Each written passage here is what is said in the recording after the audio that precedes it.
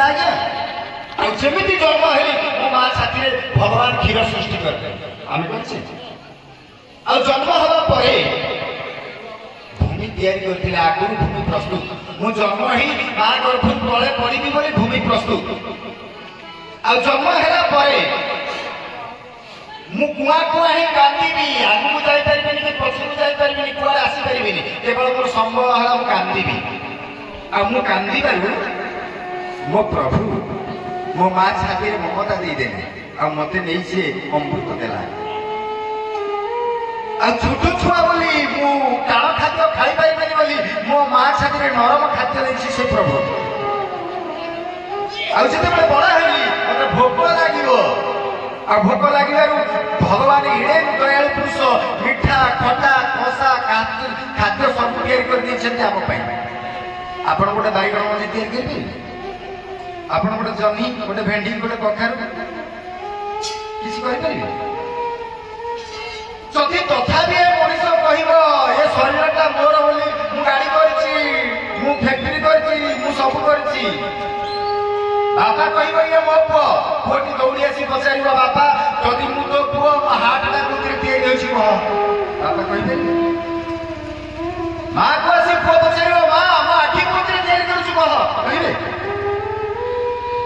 ଆଉ ଜଣେ ସ୍ୱାମୀ ତା ସ୍ତ୍ରୀ କତିରେ ଶପଥ ନେବ ମୁଁ 8 ଦିନ ମାସେ 2 ମାସ 4 ବର୍ଷ 5 ବର୍ଷରେ ମା ଗର୍ଭରେ ଭଲ ସୃଷ୍ଟି କରିବି ପାରିବ କୁହନ୍ତୁ ତ ଯେତେ ଆମେ ସ୍ୱାମୀ ବସିଛେ ଆମେ କହିବା 8 ଦିନ ମାସେ 2 ବର୍ଷ 5 ବର୍ଷ ଭିତରେ ମା ଗର୍ଭରେ ଭଲ ସୃଷ୍ଟି କରିବା ପାରିବେ ଭଗବାନ ନ ଚାହିଁଲେ କିଛି ହବନି ଶ୍ରୀମଦ୍ ଭାଗବତ ଭଗବାନ କହନ୍ତି ନା ପିତାର ବ୍ରହ୍ମ ବିନ୍ଦୁ ହୋଇ ମାତାର ଗର୍ଭେ ମୁଁ ପଢ଼ଇ ଗୋବିନ୍ଦ ଗୋବିନ୍ଦ ଗୋବିନ୍ଦ ଅଜରାଳତେ ମୋ କରନ୍ଦ ପିତାର ବ୍ରହ୍ମ ବିନ୍ଦୁ ହୋଇ ମାତାର ଗର୍ଭେ ମୁଁ ପଢ଼ଇ ଗୋବିନ୍ଦ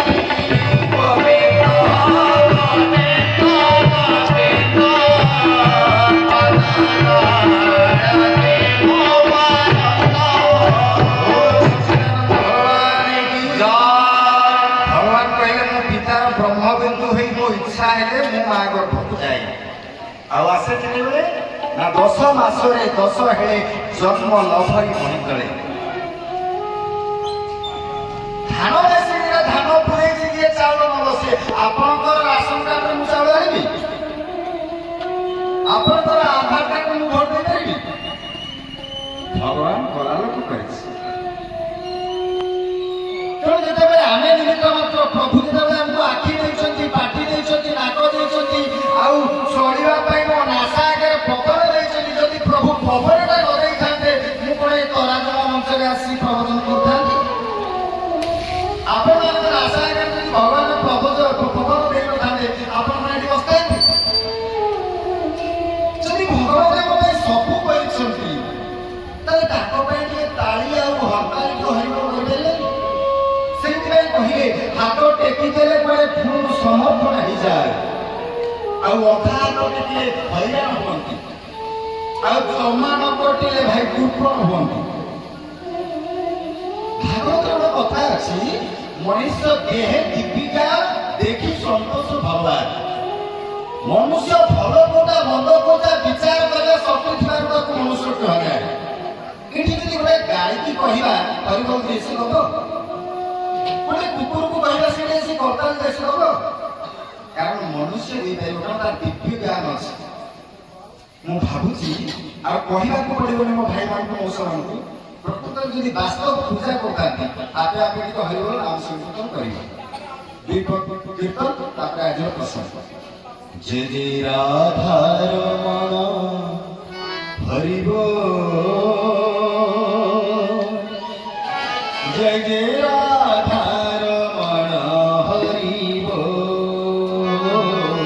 ଜୟ ଜୟ ରାଧାର ମନ ହରିବୋଲ ଜୟ ଜୟ ରାଧାର ମନ ହରିବୋଲ ଜୟ ଜୟ ରାଧା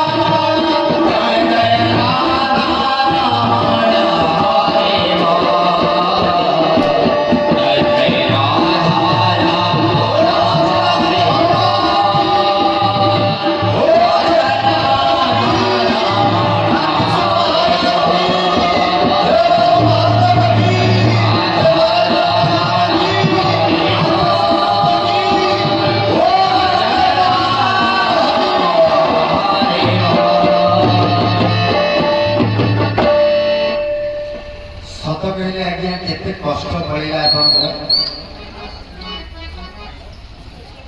ଭଗବାନଙ୍କ ପାଇଁ ତାଳି ନ ମାରନ୍ତୁ। ମୁଁ ପ୍ରବଚନ କରୁଛି ପାଇଁ ତାଳି ମାରନ୍ତୁନି। ତାଳି ମାରିଲେ କେତେ ଦୁଃଖ ଆଉ କେତେ ରୋଗ ଯାଏ। ସମୟ ନାହିଁ ନ କହିଥାନ୍ତି ଏଇଠି ଯଦି ଟିପିକିରି ବାଳିକେ ବାଜିବା ନା ଡାଇବେଟିସ୍ ରୋଗ ଭଲ ହୁଏ।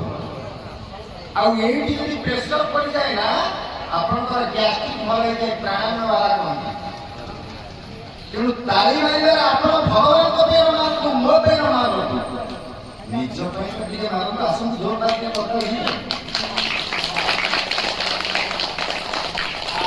ଯେଉଁ ଧନ୍ୟବାଦ ଆପଣମାନଙ୍କ ଦର୍ଶନ ସ୍ନେହ ମମତା ଭଲ ପାଇବା ଆଉ ଆପଣମାନଙ୍କୁ ଏ ମଞ୍ଚ ଉପରେ ଦେଖି ନିଜକୁ ଗୋଟେ ସେବକ ମନୋଭାବ ନେଇ ଗୋଟେ ସେବକ ମନୋବୃତ୍ତି ନେଇ ଆଉ ଏ ଅଧୀନ ଅକିଞ୍ଚନ ଆଉ ଥରେ ସମସ୍ତ ଏ ପରାଜନବାସୀ ଗ୍ରାମବାସୀ ଏବଂ ଗୁରୁକଳ୍ପ ପାତୃକଳ୍ପ ପିତୃକଳ୍ପ କଲ୍ୟାଣମୟୀ ସ୍ନେହମୟୀ ବାତ୍ସଲ୍ୟମୟୀ ମମତାମୟୀ ଆଉ ଏ କମିଟିର ପିଲାମାନେ ବିଶେଷ କରି ମୋର ଆଦରର ବନ୍ଧୁ ଦୀପକ ବାବୁ ଆଉ ପ୍ରତାପ ବାବୁ ସମସ୍ତଙ୍କୁ ଏ ନିଜ ତରଫରୁ ମୁଁ ଅନେକ ପ୍ରୀତିଭରା ଶୁଭେଚ୍ଛା ଜଣାଇ ଆଜିର ପ୍ରସଙ୍ଗ ଦୁଇ ଭାବ ଆଉ ଭକ୍ତିର କଥା କହିଛି।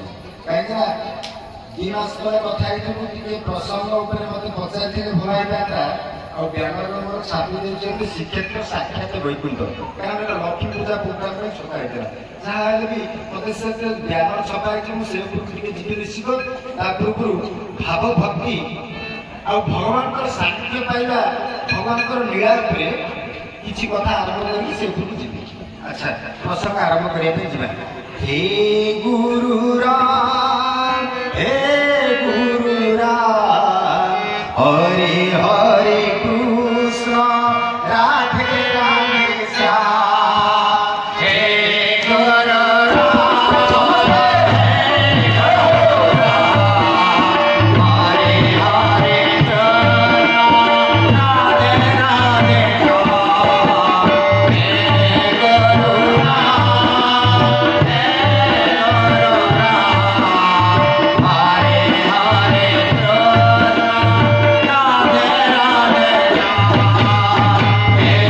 হরে কৃষ্ণ রাধে রাধে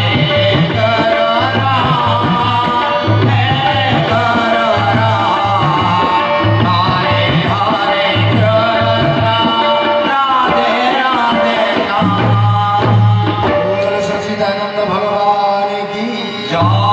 ये तोरा जंगवासी मंगल हो की जय, आगू जाऊ की जय, तुम्हारा आशीर्वाद फलू की जय।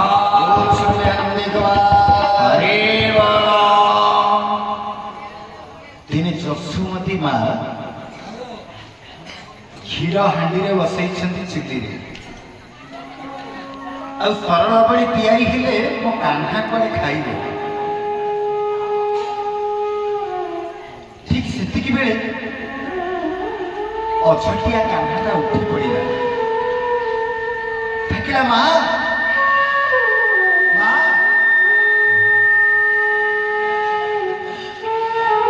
भाई जेतिकी होची सेतिकी चला मोड़ा मोड़ी करन सेतिकी हो से चले खाना जेते बेले माँ बोली डाकी देछि ना ଆଉ ମା ଯଶୋଦା ଚମକି ପଡି ଡାକିଲେ କାହ୍ନା।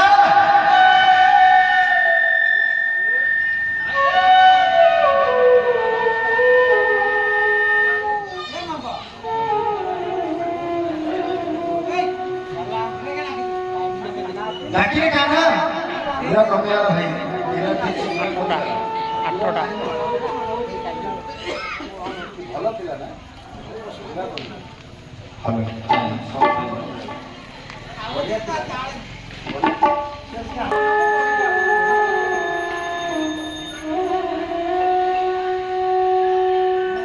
जसोमती देखिए कान्हा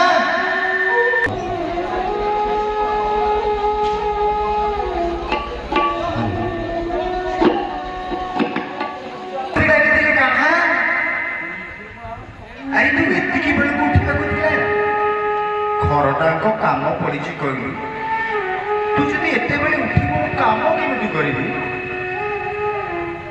ଆଉ ମା ଯଶୋମତୀ କାହ୍ନାକୁ କୋଳକୁ ନେଇ ଅମୃତ ପିଇବା ପାଇଁ ଦେଲେ। କାହ୍ନା ମୋର ସିନା ଅମୃତ ପିଇ ଶାନ୍ତି ହେଇଗଲା, ହାଣ୍ଡିରେ ବସିଥିବା କ୍ଷୀରଟା ବିଚାରା ଭାବୁଛି। କହିଲେ ଯଶୋମତୀ ସ୍ତନରୁ ଯଦି କାହ୍ନା କ୍ଷୀର ପିଇବ ଆଉ ମୋ କ୍ଷୀର ଜନ୍ମଟା ବେକାର ହେଇଯିବନି। କ୍ଷୀର ଚିନ୍ତା କରି ଉତୁରିବା ପାଇଁ ଲାଗିଲା। ଆଉ କ୍ଷୀର ଯେତେବେଳେ ଉତୁରିଛି ନା, ଯଶୋମତୀଙ୍କର ଦୃଷ୍ଟି ପଡିଗଲା କାହ୍ନାକୁ ପକେଇ ଦେଇ କ୍ଷୀରକୁ ଓହ୍ଲେଇବା ପାଇଁ ପଡିଲେ। କାହ୍ନା ଟିକେ ମୁରୁକୁରି ହସି ଦେଇ ଗଲା, ଲୋ ମା ଟିକେ ସ୍ଲୋରେ ବଜା, କାରଣ ଏଟା ଡାଉନ୍ ଅଛି ସେଟା ଦୂର ଅଛି। କାହ୍ନା କହିଲା, ଲୋ ମା ପୁଅଟିଏ ହଉନଥିଲା ବୋଲି କେତେ କଷ୍ଟରେ ପୁଅଟିଏ ହେଲା ମୁଁ ତୋ କୋଳକୁ ଆସିଲି, ଆଉ ତୋ କ୍ଷୀରଟା ଏତେ ଆଗ ହେଇଗଲା ଯେ ମତେ ପକେଇ ଦେଇକି ଯାଇକି କ୍ଷୀରକୁ ଦଉଛୁ। କାହ୍ନା ଏତିକି ଚିନ୍ତା କରି କଲା କଣ ନା, କ୍ଷୀର ହାଣ୍ଡିଟାକୁ ଧରିକି ଧାଁ ଥନାକ କରିକି ମାଠିଆଟିକି ଭାଙ୍ଗିଦେ। ଆଉ ମାଠିଆଟି ଭାଙ୍ଗିଲେ କାହ୍ନା ସେଠି ବଳିବା ପାଇଁ ଲାଗିଲା। ବଳାନନ୍ଦ ତ ଭଗବାନ କି ଯଶୋମତୀ କହିଲା, ଆରେ କେଡ଼େ ଘୁଷୁରି ଡାକିରେ ତୁ, କେଡ଼େ ଘୁଷୁରି ଡାକିରେ ବଢୁଛୁ। କାହ୍ନା ଟିକେ ମୁରୁକି ହସିଲା, କହିଲା, ଆରେ ମୋ ମା କଣ ଯନ୍ତ୍ର ମନ୍ତ୍ର ଜାଣିଛି ନା କଣ? ମୁଁ ଘୁଷୁରି ଅବତାର ହେଇଥିଲି ବୋଲି ମୋ ମା କେତେ ଜାଣିଲା? ଆଉ ଏଇ କଥା ଶୁଣି ଯଶୋମତୀ ହସିଲେ। ଆଉ କାହ୍ନା ଯେତେବେଳେ ଗୁରୁକୁ ସିଏ ହସି ଦେଇଛି ନା, ଯଶୋମତୀ କାହ୍ନାର ହସରେ ସବୁ ଭୁଲି ଗଲେ। ଆଉ ଧୀରେ ଧୀରେ କାହ୍ନା ଟିକେ ବଡ ହବା ପାଇଁ ଲାଗିଲା। ବଡ ହେଇ ମଧୁମଙ୍ଗଳ ସୁଦାମାଙ୍କ ସାଙ୍ଗେ ଖେଳିଲେ। ଆଉ ଦିନକର ଖେଳିବା ସମୟରେ କାହ୍ନା ଦେଖିଲା, ଆରେ ମଧୁ ନା କଣ କହୁନୁ? ନାଇଁ ଖାଉ କେମିତି ତୁ? ମାନେ ନାଇଁ ଏ ପତଳାଟା କଣ ବସୁଛୁ? କିଛି ଖାଉନି? ଖାଉଛି ଏମିତି ହଲୁଛୁ ନା କଣ କହିବି? ତୁ ସିନା ରାଜା ପୁଅ, ତୋ ବାପାର ସରଳ କରି ଜୋର ଅଛି, ରାଜା ଖଜା କଥା, ତୋ ମା ତୋତେ ଖାଇବାକୁ ଦଉଛି, ମୁଁ ତ ଗରିବ ଲୋକ, ମୁଁ ଘରେ ତ ଖାଇବାକୁ ନେଇ, ଆଉ ଖାଇବାକୁ ଥିଲେ ତ ମୁଁ ଖାଇବି। ଆଉ ଆଜିକାଲି ତୋର ପାଣି ପବନ କଣ ତୋଠି ବାଜୁ ନାହିଁ? କାହ୍ନା କହିଲା, କଣ ପାଣି ପବନ ମାନେ? ନା ସବୁ ତ କ୍ଷୀର ଗୋପପୁରର ଉତ୍ପାଦନ ହଉଛି, କିନ୍ତୁ ସବୁ କ୍ଷୀରକୁ ନେଇଯାଉଛି ଓମ୍ଫେଡ୍ କମ୍ପାନୀ। ଗୌରାଙ୍ଗ ଭଗବାନ କି ଜୟ। ଓମ୍ଫେଡ୍ କମ୍ପାନୀ ମାନେ ନା ଗୋପପୁରରେ ଯେତେ ଅମୁଲ କ୍ଷୀର ହଉଛି ସବୁଗୁଡା ପୁରା କଂସ ଘରକୁ ଯାଉଛି, ଯାଉନି ନା? କାହ୍ନା ସେଇଠି ଚିନ୍ତା କଲା, ଆମ ଧର୍ମକୁ ମୁସଲମାନ ମାନେ, ଖ୍ରୀଷ୍ଟିଆନ ମାନେ ଆକ୍ଷେପ କରି ବର୍ତ୍ତମାନ ଭାରତବର୍ଷ ଧର୍ମକୁ କହନ୍ତି ତମ ପ୍ରଭୁ ଗୋଟେ ଚୋର, ଆଉ ଗୋଟେ ଲମ୍ପଟ, ଆଉ ଗୋଟେ ଧୋକାବାଜ। ରାଧା ମାଇ ସାଙ୍ଗରେ ତାର ସମ୍ପର୍କ କରିଲା ଲଭର। ଇସଲାମ ଧର୍ମ ଆଉ ମୁସଲମାନ ଧର୍ମ, ଖ୍ରୀଷ୍ଟିଆନ ମାନେ ଆମ ଭାରତବର୍ଷକୁ ଇଙ୍ଗିତ କରନ୍ତି। ଆମ ଭାରତବର୍ଷ ଏତେ ଖରାପ ନୁହଁ। ପ୍ରସଙ୍ଗ ଟିକେ ଏଠି ରଖୁଛି, ଇତିହାସ କଥା ରହୁଛି। ଯେତେବେଳେ ଚାଇନାର ପରିବାର ଓମ୍ ଶାହା ଭାରତ ପରିବର୍ତ୍ତନ କରିବା ପାଇଁ ଆସିଥିଲେ, ଆଉ ପାଣି ଜାହାଜ ଉପରେ ବସିଥିଲା ବେଳେ ଆମ ଭାରତବାସୀ ତାଙ୍କୁ ସମ୍ବର୍ଦ୍ଧନ କଲେ। କହିଲେ, ହେ ପରିବାରକ, ନା କଣ ନା ଆମ ଭାରତ ତମକୁ କେମିତି ଲାଗିଲା?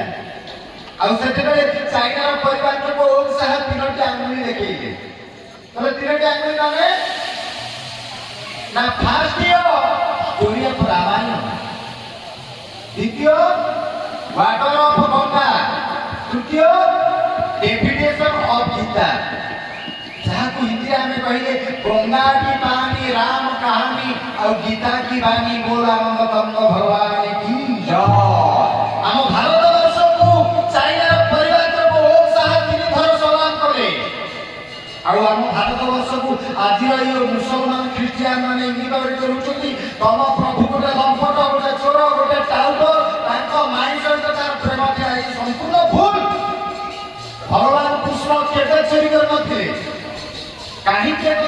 କରୁଛନ୍ତି ନା କୃଷ୍ଣ ସେଇଦିନ ଶପଥ କଲେ ମୋ ଗୋପପୁରରେ ଯେତେ ସରଳବଣୀ ହେଉଛି ଓମ୍ଫେଡ କମ୍ପାନୀ ସବୁ କଂସକୁ ଖାଇବାକୁ ଦିଆଯାଉଛି।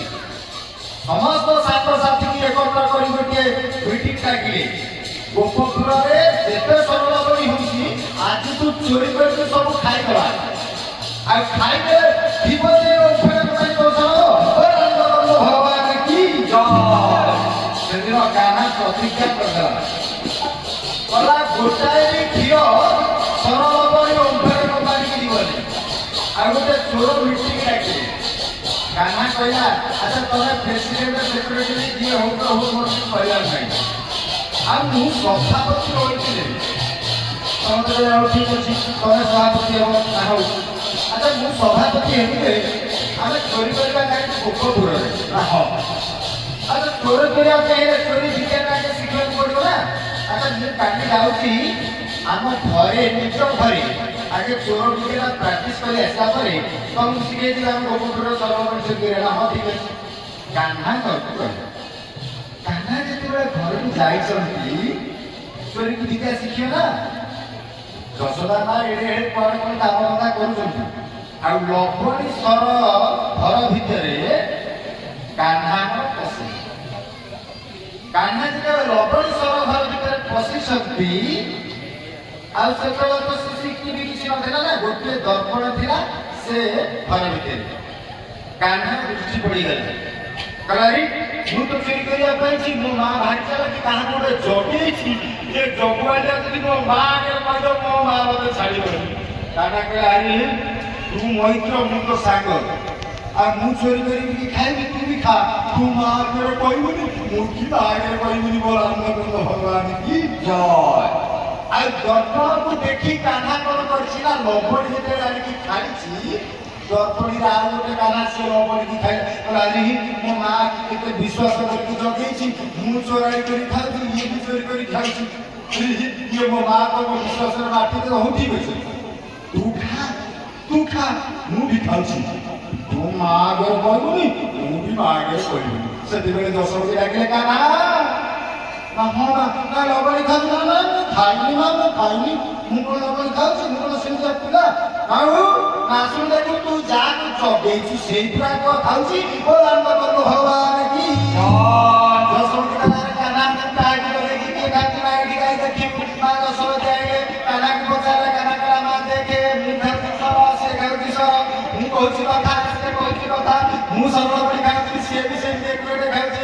ଦଶମୀ ହସିଲେ କହିଲେ କାହ୍ନାରେ ନା ମା ତାର ଦର୍ପଣରେ ଯାହାକୁ ଦେଖୁଛୁ ଦର୍ପଣରେ ଯାହାକୁ ଦେଖୁଛୁ ସିଏ ପୁରା ତୁ ଭଗବାନ କି ସାଙ୍ଗସାଥି ଭିତରେ କାହ୍ନା ଆସି ପହଞ୍ଚିଲେ କହିଲା ଚୋରି ବିଦ୍ୟା ଶିଖିବା କେମିତି ଶିଖି ମୋ ମା ତ ଗୋଟେ ଜଗେଇ ଦେଇଥିଲା ତୁ ଧରା ପଡ଼ିଲେ ଆଜି କିଛି ହେଇପାରିଲାନି ଆଉ କାଲିକି ଦେଖିଆ ଆଉ ଗୋଟେ ପ୍ଲାନ୍ କେମିତି କରିବା ଆଉ କାହ୍ନା ପୁଣି ଆଇଲେ ପୁଣି ଆସିକି କାହ୍ନା ଚୋରି ବିଦ୍ୟା ଶିଖିବା ପାଇଁ ଯାଆନ୍ତି ଗୋଟେ ମାଠିଆରେ ଲବଣୀ ସର ଗୁଡାକ ଅଛି এই ମାଠିଆ ଲବଣୀ ସର ଭିତରେ କାହ୍ନା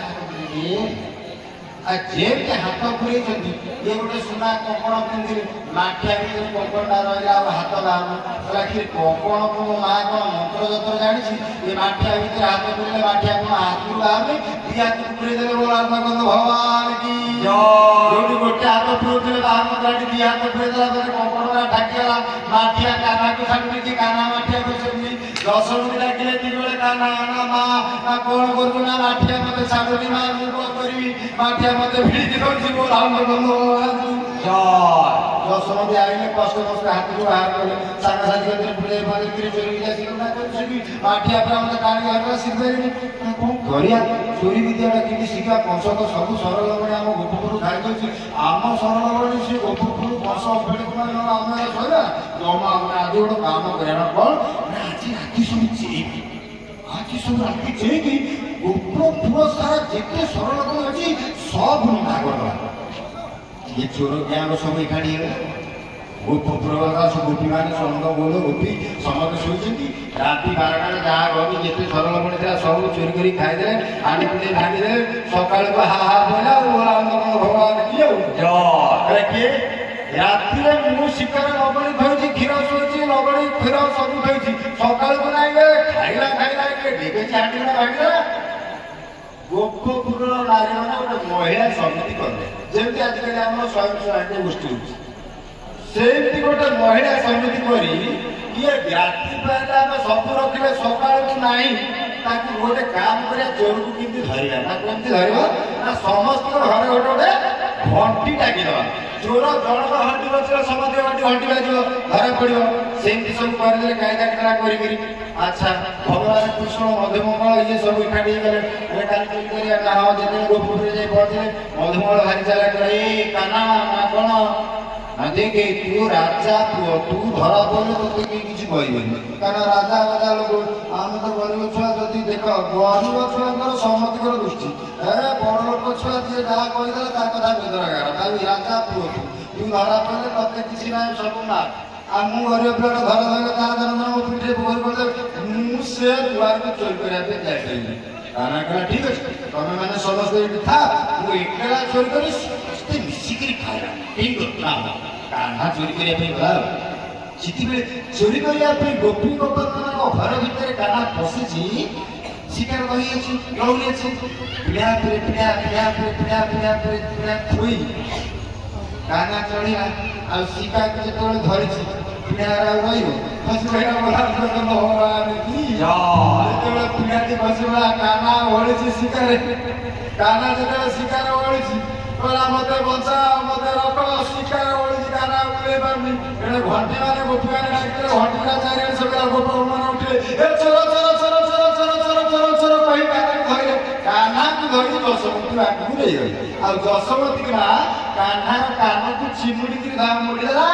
କାହ୍ନା ନା ମା, ତୁଇ ମୋ ଘରେ ସର ଲବଣୀ ଦହି କଣ ଅଭାବ ଅଛି ଯେ ତୁ ଚୋରି କରୁଛୁ? ତା କରି ଏମିତି କାମ କାହିଁକି କରୁଛୁ ରେ? ତୁ କାହିଁକି ଦେଉଛୁ?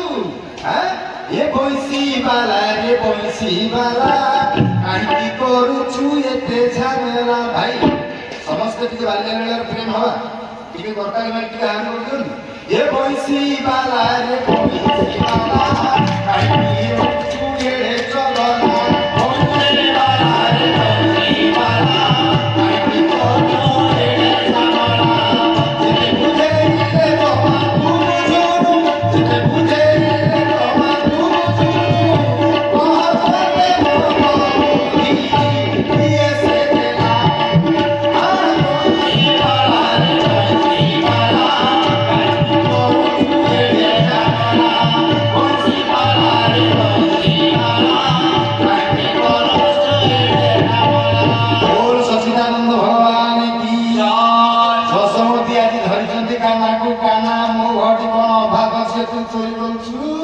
ମାଟି ଖାଉଥିଲୁ ପାଟିରେ ବ୍ରହ୍ମାଣ୍ଡ, ଦେଖିନ ଯଶୋଦା ଗଲା ଜନ୍ମଭୂମି।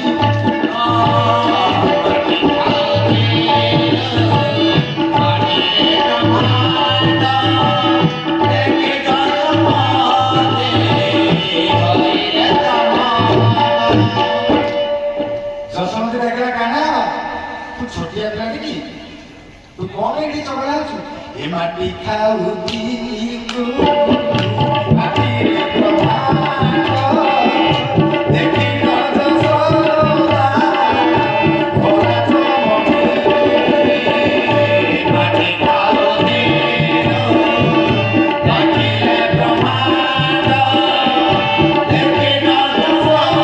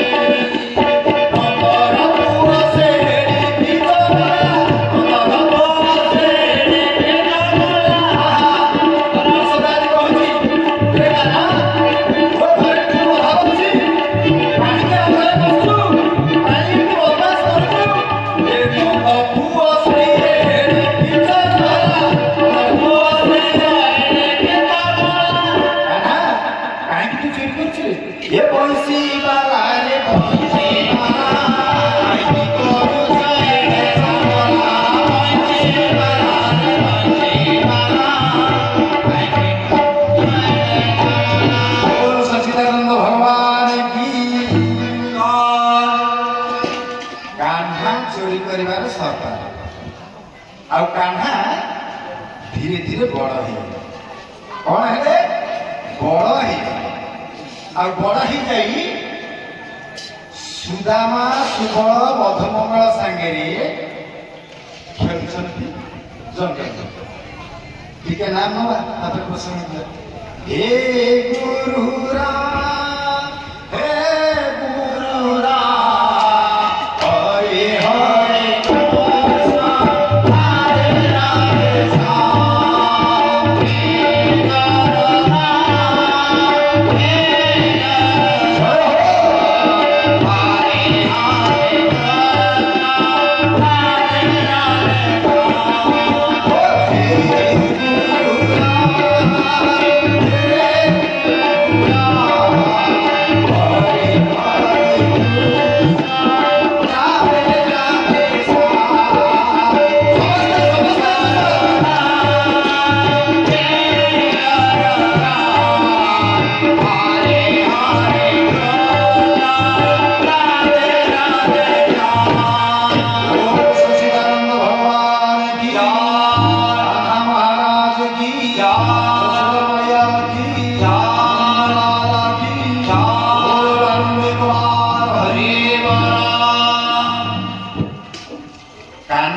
କହୁଛି ଆରେ ମଧୁମଙ୍ଗଳ ସୁଦାମା ଆମେ ଭୋଜିଟେ କରିବା। ଆଉ ଭୋଜି ପାଇଁ ସମସ୍ତେ କିଛି ନା କିଛି ଜିନିଷ ନେଇକିରି ଆସିବ। ସୁଦାମା ସୁବଳ ସମସ୍ତେ କିଛି କିଛି ଆଣିଲେ। ଆଉ ମଧୁମଙ୍ଗଳ କହିଲେ ଆରେ ମଧୁ ନା କଣ ନା ଭୋଜି କରିବା ପାଇଁ ସମସ୍ତେ କିଏ ଚାଉଳ ଆଣିଲା, କିଏ କୁଟା ଆଣିଲା, କିଏ ଅଟା ଆଣିଲା, କିଏ ତେଲ ଆଣିଲା, କିଏ ଲୁଣ ଆଣିଲା, ତୁ ଗୋଟେ କିଛି ଆଣିବୁନି? ଯେମିତି ଭଗବାନ କୃଷ୍ଣ କିଛି ଜାଣିନାହାନ୍ତି। ମଧୁମଙ୍ଗଳ କହିଲା କାହ୍ନା ନା କଣ କହୁନୁ? ମଧୁମଙ୍ଗଳ 2 ଦିନ ହେଲା ଖାଇନି ଘରେ ରୋଷେଇ। କହିଲା କାହ୍ନାରେ ନା କଣ କହୁନୁ? ନା ମୋ ଘରେ ଯଦି ଖାଇବା ପାଇଁ ଥାଆନ୍ତା ଆଉ ମୁଁ କଣ 2 ଦିନ ହେଲା ଉପାସ ଥାନ୍ତି? ଆଉ ଘରେ କଣ ଥିଲେ ସିନା ଆଣନ୍ତି? କାହ୍ନା ନାଇଁ ମ ସମସ୍ତେ କିଛି ନା କିଛି ଗୋଟେ ଆଣିବେ, ତୁ ଗୋଟେ ପ୍ରେଜେଣ୍ଟ ପକେଇଦେଲେ ଏଗୁଡ଼ା ଗୋଟେ କଣ କଥା? ସମସ୍ତେ କଣ ଯେମିତି କାହ୍ନା ଯଦି କିଛି ଜାଣିନି ସମସ୍ତେ ଗୋଟେ କିଛି ନା କିଛି ଆଣିବେ, ତୁ ଭୋଜି କରିବା ପାଇଁ ଗୋଟେ କିଛି ଆଣିବ, ଗୋଟେ ପ୍ରେଜେଣ୍ଟ ପକେଇଦେଲେ ଏଗୁଡ଼ା ଗୋଟେ କଥା? ଆଖିରୁ 2 ଠାର ଲୁହ ଝରି ପଡ଼ିଲା ମଧୁମଙ୍ଗଳ। ଆଉ ଘରେ ସେ ମା ପାଖରେ ପହଞ୍ଚିଲା। କହିଲା ମା ନା କଣ ନା ମୋ ସାଙ୍ଗସାଥି ମାନେ ସମସ୍ତେ ଭୋଜି ଭାତ କରୁଛନ୍ତି, ମତେ କିଛି ଦେ ମୁଁ ନେଇକି ଯିବି। ଆଉ ମଧୁମଙ୍ଗଳର ମା ଆଜି ଆସିଲା। କହିଲା ଠମାରି ଯଦି ମୋ ଘରେ କିଛି ଥାଆନ୍ତା ଆଉ ତୁ କଣ 2 ଦିନ ହେଲା ଉପାସୀ ଥାଆନ୍ତୁ? ଆଉ ମୋ ଘରେ ଯଦି କିଛି ଦବା ପାଇଁ ଥାଆନ୍ତା ମୁଁ କଣ ପର ଘରକୁ ବାସନ ମାଜିବା ପାଇଁ ଯାଇଥାନ୍ତି? ମୋ ପାଖରେ କିଛି ନାହିଁ। ଠିକ ସେମିତି ଗୋଟେ ଆଶ୍ରମରେ ଗୁରୁଜୀ ଥିଲେ। ଆଉ ସବୁ ପିଲାମାନଙ୍କୁ ସେଦିନ କହିଲେ ମଧୁମଙ୍ଗଳ ମା କତିରେ ମାଗୁଛି ଭୋଜି କରିବା ପାଇଁ ଗୋଟେ ପ୍ରସଙ୍ଗ ବୁଝାଉଛି। ଗୁରୁଜୀ କହିଲେ ଆରେ ପିଲାମାନେ ସମସ୍ତେ କିଏ କଣ ନେଇକିରି ଆସ, ସମସ୍ତେ ଆଜି ଗୋଟେ ଭୋଜି କରିବା। ଆଉ ତା ଭିତରେ ଗୋଟେ ଗରିବ ପିଲା ଥିଲା। ସିଏ କହିଲା ଗୁରୁଜୀ ଆମର କିଛି ନାହିଁ। ନା ସମସ୍ତେ ଆଣିଲେ ତୁ କେମିତି ଆଣିବୁନି? ଆଉ ଗୁରୁଜୀଙ୍କର କଥା ଶୁଣିକିରି ପିଲାଟି ଯାଇ ମା କତିରେ ପହଞ୍ଚିବ। କହିଲା ମା ନା କଣ କହୁଛୁ? ନା ଆଶ୍ରମରେ ଭୋଜି ହଉଛି, ସମସ୍ତେ କିଛି ନା କିଛି ଅଟା ଚାଉଳ ତେଲ ଲୁଣ ନେଇକିରି ଯାଉଛନ୍ତି, ଆଉ ମତେ କଣ ଅଛି ଯେ ମୁଁ ନେଇକି ଯିବି? ଅଝଟ କରୁଛି ପୁଅ। ଆଉ ବିଧବା ମାଟି ଆଖିରୁ ଲୁହ ଗୁଡାକ ଗଡ଼ିଗଲା। 3 ଦିନ ହେଲା ରୋଷେଇ ହେଇନି, ଖାଇବା ପାଇଁ ଘରେ ନାହିଁ। ଆଉ ପୁଅକୁ କହୁଛି ବାପା ଯଦି ମୋ କତିରେ କିଛି ଥାଆନ୍ତା ଆଉ 2 ଦିନ ହେଲା ଘରେ କଣ ଚୁଲି ଚଲେଇ ରଖନ୍ତା? ମୋ କତିରେ କିଛି ନାହିଁ ବାପା। ଆଉ ତୁ ଯଦି ଅଛଟ ହଉଛୁ ନାନା ବାଇଆ ଗୀତ ଶୁଣି ଭଣ୍ଡେଇ ଦଉଛି ବାବୁ ଅଛଟା କରି ଗୋଳ ଚିଚାଡ଼ି ଦେବା ପୁଅ ମା କତିରେ ଜିଦି କରୁଛି ମାଟା ବି ଭଣ୍ଡେଇ ଦଉଛି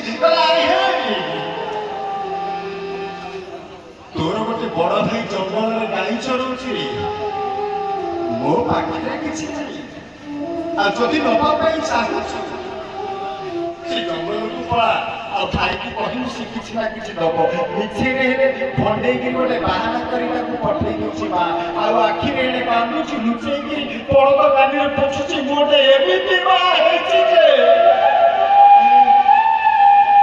ମୋ ପୁଅଟାକୁ ଗୋଟେ ଖାଇବାକୁ ଦେଇପାରୁନି ଆଉ 5 ଲୋକ ସାଙ୍ଗରେ ମୋ ପୁଅଟା ଆଜି ଜଣେ ହେଇପାରୁନି ରାତିଶ୍ୱର ପଦ୍ମିନୀରେ ଆଜି ଦରାଜଙ୍ଗରେ ଚାନ୍ଦା ଦେବା ପାଇଁ ମୋ ପୁଅଟା କାନ୍ଦୁଛି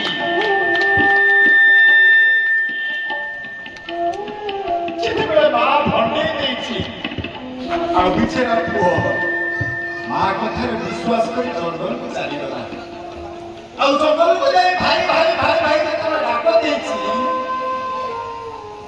ପରମ ପ୍ରେମମୟ ସଚିଦାନନ୍ଦ ଚିନ୍ମୟ ଚିଦାନନ୍ଦ ଆନନ୍ଦ କନ୍ଦ ଭାବଗ୍ରାହୀ ଭକ୍ତ ବିଶ୍ୱର ଠାକୁର ଭଗବାନ କାହ୍ନା ଗୋଟେ ଗୌଡ଼ ଛୁଆ ରୂପାଇ ଗାଈ ଚରଉଛନ୍ତି ଗୋଟେ ଠେକା ଧରି ଆଉ ଇଏ ଯେତେବେଳେ ଭାଇ ବୋଲି ଡାକିଛି ସେ ଭଗବାନ ଗୌଡ଼ ଛୁଆ ରୂପ ଧରିଥିବା ପୁଅଟି ଡାକିଲା ଆରେ କାହାକୁ ଡାକୁଛୁ ନା ମୋ ଭାଇକି ନା ମୁଁ ପରା ତୋ ଭାଇ ନା ତୁ ମୋ ଭାଇ ନା ହଁ ଏଇଠିକା ମୁଁ ତ ଭାଇ ରେ ନା ମୁଁ ତ ତୋତେ କେବେ ଦେଖିନି କେବେ ତୋତେ କେବେ ଜାଣିନି ନା କେମିତି ଜାଣିବୁ ମୁଁ ପୁରା ଜଙ୍ଗଲରେ ଗାଈ ଚରଉଛି ଆଉ ମୁଁ ଯଦି ତୋ ଭାଇ ନ ହେଇଥାନ୍ତି ମା ପରା ତୋତେ ପଠେଇଛି ବୋଲ ଆନନ୍ଦ କନ୍ଦ ଭଗବାନ ଆରେ ମା ତୋତେ ପଠେଇଛି ନା ହଁ ମା ତୋତେ ପଠେଇଛି ନା ମୁଁ ପରା ତୋ ଭାଇ ନା ଯଦି ତୁ ମୋ ଭାଇ ତାହେଲେ ଆଶ୍ରମରେ ଭାଇ ଭୋଜି ହେଉଛି କିଏ କ'ଣ କେତେ କ'ଣ ନେଇକି ଯାଇଛି ମା କହିଛି କ'ଣ ଅଛି ମତେ ଦେ ମୁଁ ଭୋଜି କରିବା ପାଇଁ ଯିବି ଆଉ ମାୟାବୀ ଭଗବାନ କୃଷ୍ଣ କାହ୍ନା ସେଦିନ ଗୋଟେ ଲୀଳା ଆରମ୍ଭ କଲେ ମାନେ ଆରେ ଜଙ୍ଗଲ ଭିତରେ ମୁଁ କ'ଣ ତତେ ଦେବି ଆଉ ଗାଈ ଦୁହିବା ପାଇଁ ଗୋଟେ ଚାମଚ ରଖିଥିଲି ପ୍ରଥମ ବୁନ୍ଦା ଗାଈ ଦୁହିକିରି ତା ମଥାରେ ମୁଁ ଘଷେ ଆଉ ସେ ଚାମଚରେ ଗୋଟିଏ ବୁନ୍ଦା କ୍ଷୀରରୁ ଗୋଟିଏ ବୁନ୍ଦା କ୍ଷୀର ଦୁହିଦେଲେ ମୋ କାହ୍ନା ଡାକିଲେ ନା କ'ଣ ନା ଏଇ କ୍ଷୀରଟାକୁ ନେଇଯା ଆଶ୍ରମରେ ଗୋରୁକୁ ଦେଇଦେବୁ କାନ୍ଦି ପକେଇଲା ପିଲାଟି କହିଲା ମା ତ ମତେ ବାହାନା କରି ଜଙ୍ଗଲକୁ ପଠେଇ ଦେଲା ରେ ଭାଇ ମା ତ ମତେ ବାହାନା କରି ଜଙ୍ଗଲକୁ ପଠେଇ ଦେଲା ଆଉ ତୁ ବି ସେମିତି ଗୋଟେ ଚାମଚରେ ବୁନ୍ଦା କ୍ଷୀର ଦେଇ ପକଉଛୁ ଆଶ୍ରମକୁ ଭୋଜି କରିବା ପାଇଁ ପିଲାମାନେ କ୍ଷୀର ବୁନ୍ଦା ବନେଇକି ମତେ ଥଟ୍ଟା କରିବେନି ତ ମତେ ଉପହାସ କରିବେନି ତ କହ ଭାଇ ଏ ବୁନ୍ଦେ କ୍ଷୀର ନେଇ ଭୋଜି କରିବା ପାଇଁ ମୁଁ ଆଶ୍ରମକୁ କେମିତି ଯିବି ମତେ ଲାଜ ମାଡ଼ିବନି ଆଉ ଛଦ୍ମବେଶ ହେଇଥିବା ସେ କାହ୍ନା କହିଲା ଭାଇ ଏଇ ଚାମଚ କ୍ଷୀର ନେଇକି ଯିବୁ ଗୁରୁଦେବ ଖୁସି ହେଇଯିବେ ବିଚରା ପିଲାଟି ମା କଥାରେ ଜଙ୍ଗଲକୁ ବିଶ୍ୱାସରେ ଆସିଲା ଆଉ ଭାଇ କଥାରେ ବୁନ୍ଦେ କ୍ଷୀରକୁ ନେଇ ଆଜି ଯାଉଛି ଆଶ୍ରମରେ ପହଞ୍ଚିଗଲା ପିଲାମାନେ କହିଲେ ଆରେ କ'ଣ ଆଣିଛୁ ନା ବୁନ୍ଦେ କ୍ଷୀର ଆଣିଛୁ ଭୋଜି କରିବା ପାଇଁ ଆଉ ଯେତେବେଳେ ବୁନ୍ଦେ କ୍ଷୀର ଦେଖେଇଛି ନା ସମସ୍ତେ କର୍ତ୍ତାରି ଗାଳି ହଉ ଉପହାସ କରି ଥଟ୍ଟା କଲେ ସେ ପିଲାକୁ ଯେତେବେଳେ ଥଟ୍ଟା କରିଛନ୍ତି ଆଖିରୁ ଆଖି ଲୁହ କାନ୍ଦି ପକେଇଲା ପିଲାଟି ଆମେ ସମସ୍ତେ ଚାଉଳ ଆଣିଛୁ କ୍ଷୀର ଆଣିଛୁ 5,000 10,000 ତରାଜଙ୍ଗ ଏ କାର୍ତ୍ତିକେଶ୍ୱର କମିଟିରେ ଚାନ୍ଦା ଦେଇଛୁ ତୁ ଗୋଟେ ବୁନ୍ଦେ କ୍ଷୀର ଆଣିଛୁ ଏ କାର୍ତ୍ତିକେଶ୍ୱର କମିଟି ଲାଜ ମାଡୁନି ତତେ ପିଲାମାନେ ଯେତେବେଳେ କର୍ତ୍ତାଳି ମାରି ଉପହାସ କରିଛନ୍ତି ବିଚରା ପିଲାଟି ସବୁ ବୁଝିପାରୁଛି ଆଉ କାନ୍ଦୁଛି ଆଉ ଠିକ ସେତିକିବେଳେ ଗୁରୁଦେବ ଆସି ପହଞ୍ଚିଗଲେ ଗୁରୁଦେବ କହିଲେ ଆରେ କ'ଣ ଆଣିଛୁ ଚାମଚ କ୍ଷୀର ଆଣିଛି ନା ଗୋଟେ ଟ୍ରକରେ ଯେମିତି ଟ୍ରକ କ'ଣ ଆଣିଛୁ ଭୋଜିଟା ହେଇଯିବ ଆହୁରି ପିଲାମାନେ କର୍ତ୍ତାଳି ମାରି ବସିଦେଲେ ଉପହାସ କଲେ ଆଉ ସେଦିନ ମା କଥାକୁ ବିଶ୍ୱାସ କରୁଥିବା ଆଉ କାହ୍ନା ରୂପ ଧାରଣ କରୁଥିବା ଗୌର ପିଲା କଥାକୁ ବିଶ୍ୱାସ କରୁଥିବା ଏଇ ଅଧା ବୁଝିପାରୁଛି ଜାଣିପାରୁଛି କିନ୍ତୁ ଦୁଃଖ ଯନ୍ତ୍ରଣାରେ କାନ୍ଦୁଛି। ଡାକିଲା ଏ ମା ମୁଁ ଗରିବ ପିଲା ବୋଲି ମୋ ବାବା ନଥିଲା ବୋଲି ମତେ ଉପହାସ କରିବା ପାଇଁ ଜଙ୍ଗଲକୁ ପଠେଇଦେଲି ଲୋ ମା। ଆଉ ଯୋଉ ଭାଇ ମତେ ଜଙ୍ଗଲକୁ ପଠେଇଦେଲୁ ସେ ଭାଇ ଗୋଟେ ଚାମଚ କ୍ଷୀର ଦେଇ ମତେ ଆଶ୍ରମକୁ ପଠେଇଲା। କହଲ ମା ଏ ଅଭାଗା ଜନ୍ମ ନେବା କାହିଁକି କାହିଁକି ଏ ଜନ୍ମ ଦେଉଥିଲୁ? କାନ୍ଦୁଛି ପିଲାଟି। ଆଉ ଯେତେବେଳେ ପିଲାଟି କାନ୍ଦିଛି ନା ସାଙ୍ଗ ପିଲାମାନେ ଆହୁରି କଣ ତାଳି ମାରି ହସିଲେ ଆଉ ଗୁରୁଦେବ ହସିଦେଲେ। ପିଲାଟି କାନ୍ଦି କାନ୍ଦି କହୁଛି କହିଲା ଗୁରୁଦେବ ସତ କହିବାକୁ କିଆ ଡରିବି ସତ କହି ପଛରେ ମନେ ପଡ଼ିବି ମତେ ଏତିକି ଶିଖାଇଲେ ମୋର ଧର ଚଲ ଲୋଡ଼ା ନାହିଁ। ଏ ଗୁରୁଦେବ ଏ ଚାମଚଟା ଦେଲା ବେଳେ ମୋ ଭାଇ କହିଥିଲା ଏ ଚାମଚଟା ଦେଲା ବେଳେ ମୋ ଭାଇ କହିଥିଲା ଚାମଚଟାକୁ କ୍ଷୀର ଖାଲି କରି ଖାଲି ଚାମଚ ନେଇ ଦେବି। ଆଉ ଚାମଚ ନଦେଲେ ମୋ ଭାଇର ମାଲିକ ଗାଈ ଚରେଇବାକୁ ବାହାର କରିଦେବ। ଏ ଗୁରୁଦେବ ଏ କ୍ଷୀର ତୁଲାକ ଥିବା ଚାମଚଟାକୁ ଖାଲି କରି ମତେ ଦିଅନ୍ତୁ। ଆହୁରି ଉପହାସ କରି ହସିଲେ ପିଲାମାନେ ଚାମଚ କ୍ଷୀରଟେ ଖାଲି କରିବା ପାଇଁ ଆହୁରି କହୁଛି ତୋ ମୁହଁକୁ ଲାଜ ଲାଗୁଛି।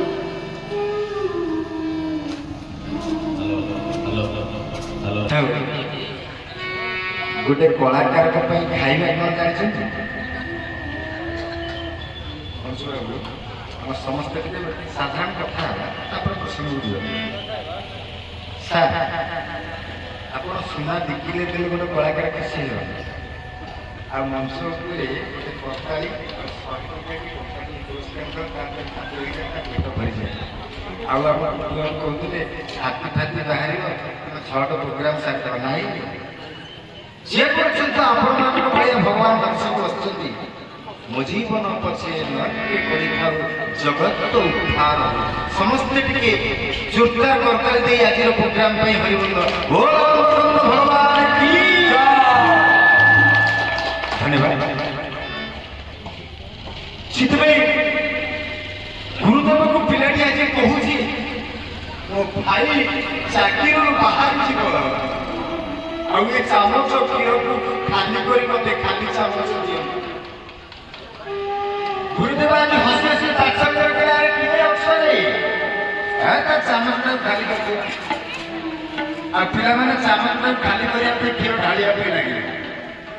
ଚାମଚରେ ଥିବା ବୁନ୍ଦେ କ୍ଷୀର ଯେତେବେଳେ ଗିଲାସରେ ଢାଳିଲେ ନା ଗିଲାସ ପୂର୍ଣ୍ଣ ହେଇଗଲା କିନ୍ତୁ ଚାମଚରୁ କ୍ଷୀର ସରିଲାନି।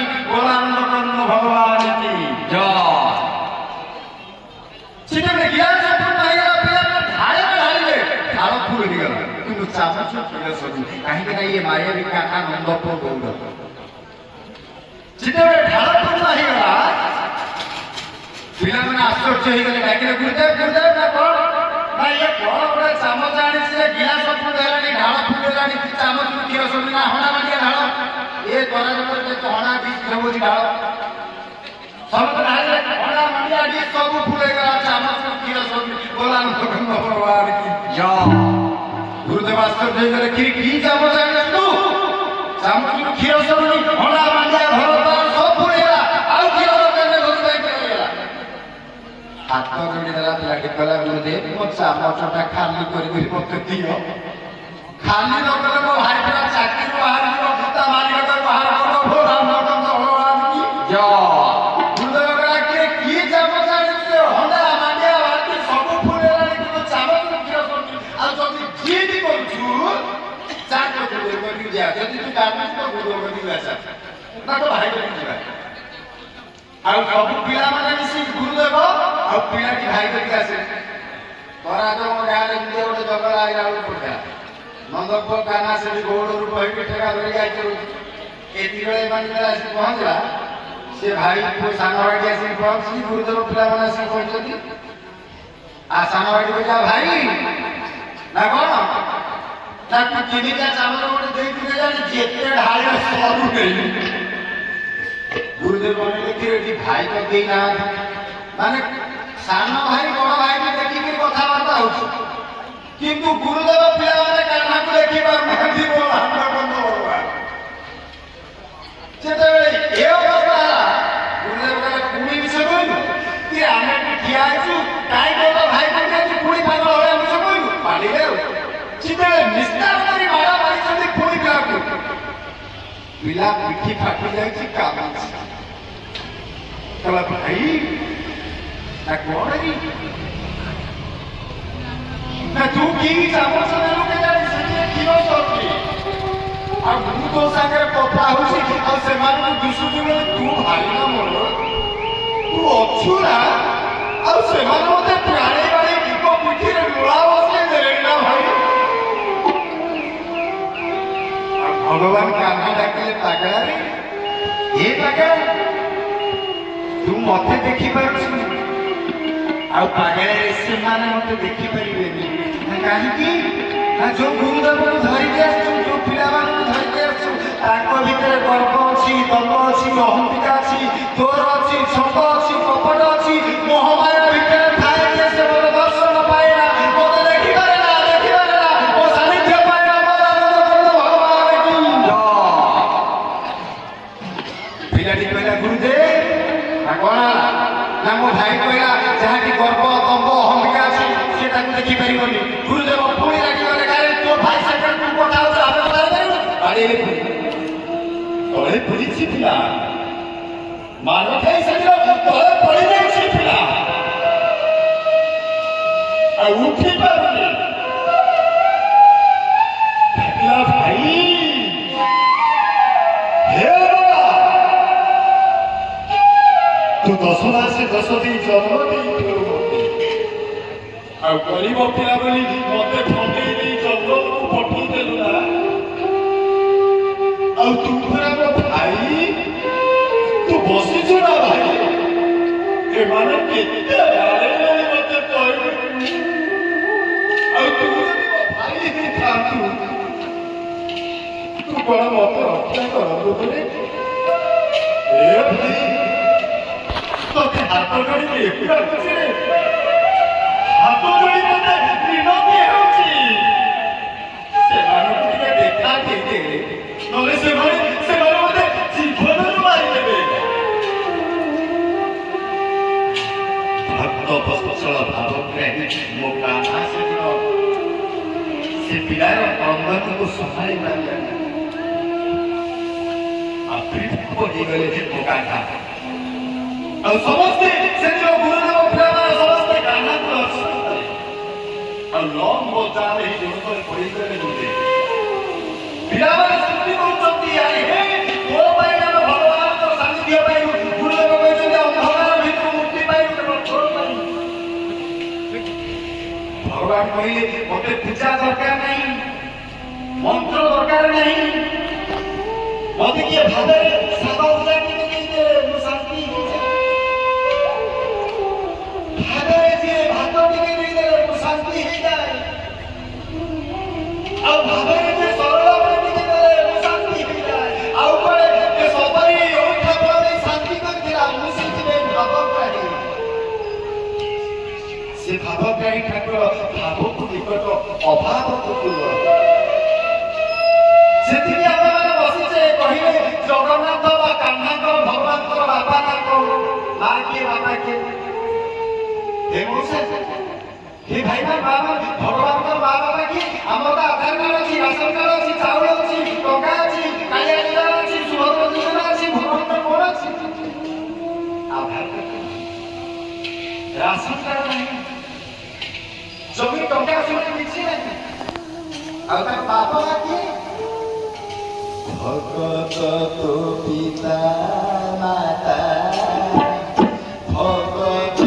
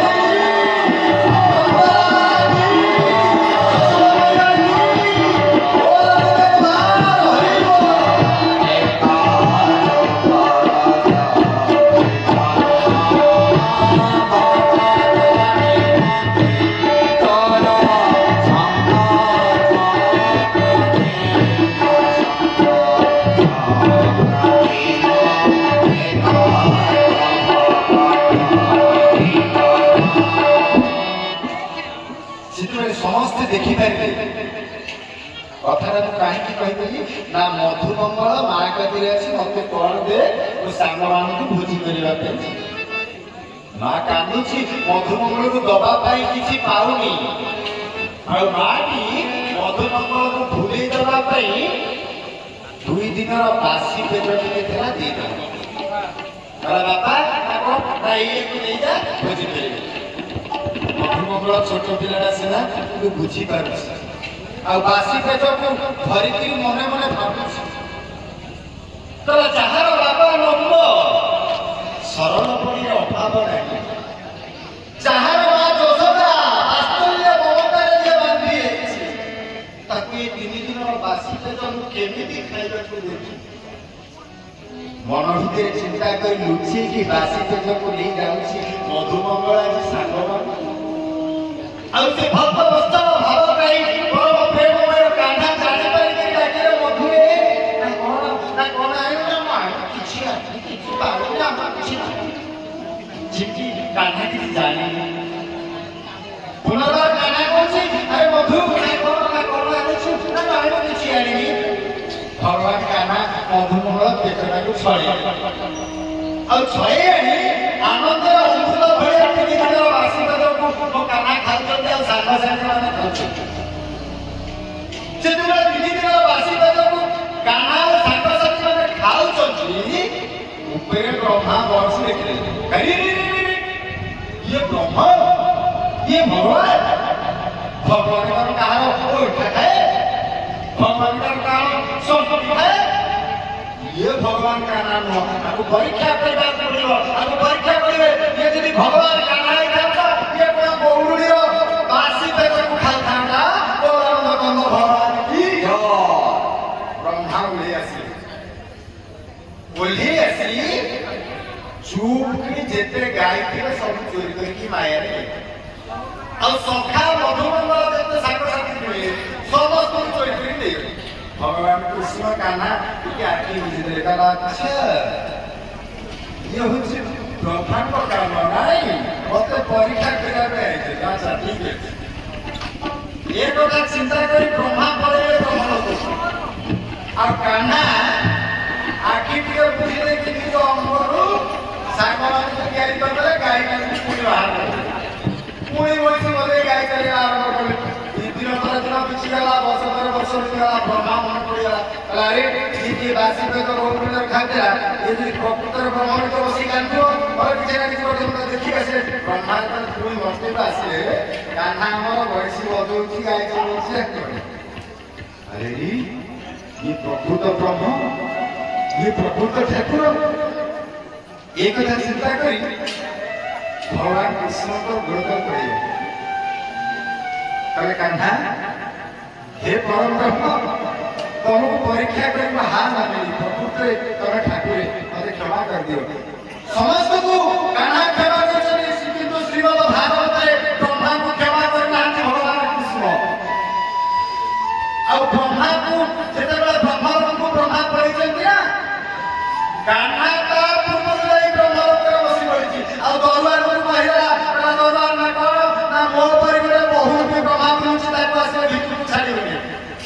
ବ୍ରହ୍ମା ଯେତେବେଳେ ବ୍ରହ୍ମଲୋକରେ ପହଞ୍ଚନ୍ତି କହିଲେ ଆରେ ମୁଁ ବ୍ରହ୍ମା ନା କିଏ ବ୍ରହ୍ମା ବ୍ରହ୍ମା ଗୋଟେ ଭିତରେ ଶୁଛି ତମେ ବହୁ ତମେ ବ୍ରହ୍ମା ବ୍ରହ୍ମା କହିଲେ ଇଏ କେବଳ କାହ୍ନାର ଖରାପତି ଆଉ କାହାର ଖରାପତି କରି ନମସାରେ ପୁଣି ମତେ ବାହାରେ କଲେ କାହ୍ନି ନା କଣ ନା ପ୍ରଭୁ ମତେ କ୍ଷମା କରି ଯାଇଥିଲି ବ୍ରହ୍ମଲୋକ ମୋ ପଦକୁ ଛଡ଼େଇଲେଣି ଆଉ ତମେ ତ ଏଠି ପୁଣି ସେଠି ଥିଲ ପୁଣି ଏଠି କିଣି ଯାଇଲ ମୋର ଭୁଲ ହେଇଯାଇଛି ମତେ କ୍ଷମା କର ଆଉ ମତେ ମୋ ଜାଗାକୁ ଛାଡ଼ିଦେଲେ। ବ୍ରହ୍ମା ପ୍ରଥମେ ସେଇଠିକିନା ନାଁ ଦେଇଦେଲେ ନା କଣ ନା ଗୋବିନ୍ଦ ଗୋବିନ୍ଦ ଗୋବିନ୍ଦ ପଦୁ